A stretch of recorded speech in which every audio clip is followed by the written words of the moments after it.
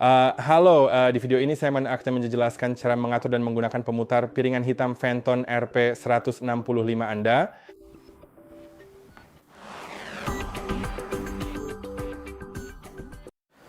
Oke, jadi inilah pemutar piringan hitamnya seperti yang bisa Anda lihat sekarang, dan kita akan mencolokkannya ke listrik serta ke speaker. Kita akan melihat semuanya, kita akan menggunakan itu, dan saya akan menunjukkan cara memutar piringan hitam di alat ini. Tapi sebelum kita melakukan apapun, kami colosan demuin tombol port dan segala sesuatu yang ada di pemutar piringan hitam ini. Saya rasa itu akan cukup berguna, terutama jika Anda belum befungshallawan dan pemutar piringan hitam, atau jika Anda pernah menggunakannya di masa lalu. Karena tipe ini sedikit berbeda dibandingkan dengan beberapa tipe lainnya. Anda tahu, piringan hitam vinil memang berbeda satu sama lain. Saya sebenarnya akan mencoba meletakkannya dengan cara yang agak berbeda, jadi Anda bisa melihat sedikit lebih jelas. Oke, dan seperti yang bisa Anda lihat di sini, kita punya piringan yang berputar, yaitu turntable-nya. Jarum yang saat ini terkunci, sebelumnya juga memiliki, sudah saya lepas penutup ini. Akan saya tunjukkan, saya akan memasangnya. Penutup ini bisa dipasang dan dilepas. Tentu saja, Anda tidak perlu selalu memasangnya, tapi jika mau, Anda bisa tetap membiarkannya terpasang. Saat Anda tidak mendengarkan piringan hitam, cukup lepas saja penutupnya kapanpun Anda membutuhkannya. Ingat saja untuk melepasnya, karena jika tidak, Anda bisa menggores playernya jika penutupnya tidak dilepas. Sekarang guys, kita punya dua knob di sini. Knob volume yang jika diatur ke minimum akan mematikan perangkat, artinya turntable tidak berputar dan tidak menghasilkan suara. Hal itu akan ditunjukkan oleh dioda kecil di sini, di antara kedua knob ini. Selain itu, ada knob lain yang memungkinkan Anda beralih antara mode phono dan Bluetooth. Karena pemutar piringan hitam ini sudah dilengkapi dengan Bluetooth, artinya ketika Anda beralih dari phono ke Bluetooth, perangkat ini akan memutar musik yang Anda kirimkan dari ponsel Anda, misalnya melalui Bluetooth. Jadi menurut saya itu juga merupakan pilihan yang bagus. Sekarang kita punya tuas di sini. Ketika saya membuka kunci jarum di sini, saya bisa menarik tuas ke atas sehingga jarumnya terangkat. Saya bisa dengan mudah menyesuaikannya kembali lalu menurunkan tuas dan jarum akan turun ke piringan. Jarum akan perlahan-lahan turun ke sana. Setelah selesai, Anda bisa mengangkatnya, mengembalikannya ke posisi semula, lalu menguncinya. Sekarang kita punya dua saklar di sini. Saklar pertama memungkinkan Anda memilih antara 3 kecepatan berbeda. Yang paling umum adalah 33 dan sepertiga, yang merupakan kecepatan pertama, dan ini digunakan untuk sebagian besar, saya rasa, hampir semua LP saat ini. LP adalah piringan besar, piringan yang berukuran 10 inci, dan pada dasarnya itu saja. Lalu ada kecepatan 45, yang digunakan untuk piringan kecil berukuran sekitar ini, yaitu 7 inci, dan biasanya hanya berisi satu lagu saja. Selain itu, beberapa piringan kecil ini memiliki lubang yang lebih besar. Jadi untuk lubang yang lebih besar itu, Anda bisa menggunakan adaptor ini, cukup letakkan di sini, lalu gunakan bersama piringan tersebut. Dan ada juga 78 untuk rekaman yang sangat lama. Tetapi untuk itu, saya juga menyarankan untuk mendapatkan cartridge yang berbeda untuk jarumnya, karena jarumnya berbeda. Lebar. Jadi untuk piringan hitam 78 RPM, saya akan menggunakan cartridge yang berbeda, yang memang dibuat untuk 78 RPM. Tapi kemungkinan besar Anda tidak akan mendengarkan rekaman lama itu, tetapi jika Anda tetap mendengarkannya, hanya untuk informasi saja.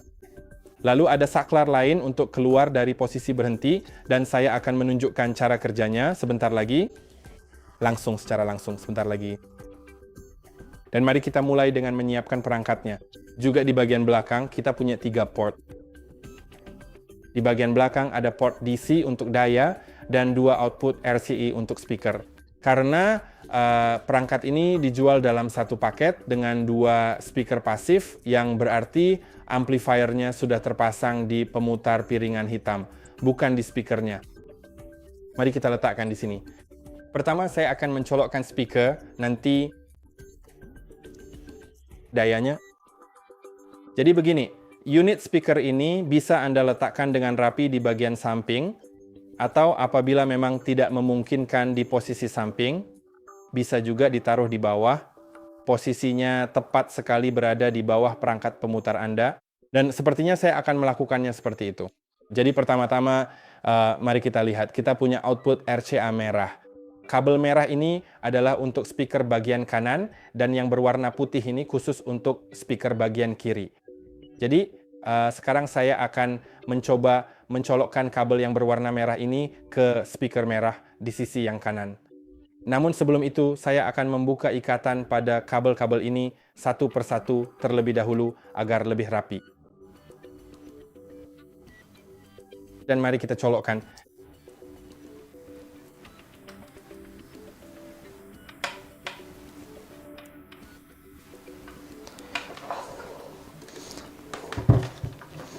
Oke, jadi saya akan mencolokkannya di bagian belakang sini.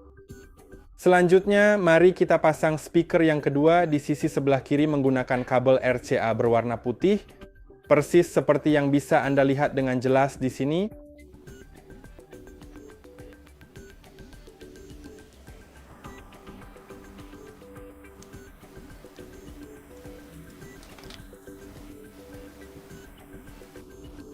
Dan kembali ke piringan 78 dan jarum yang berbeda. Saya sudah menyebutkannya tadi, karena jika Anda menggunakan jarum standar untuk 33 atau 45, karena memang universal antara 33 dan 45, jika Anda menggunakannya untuk 78.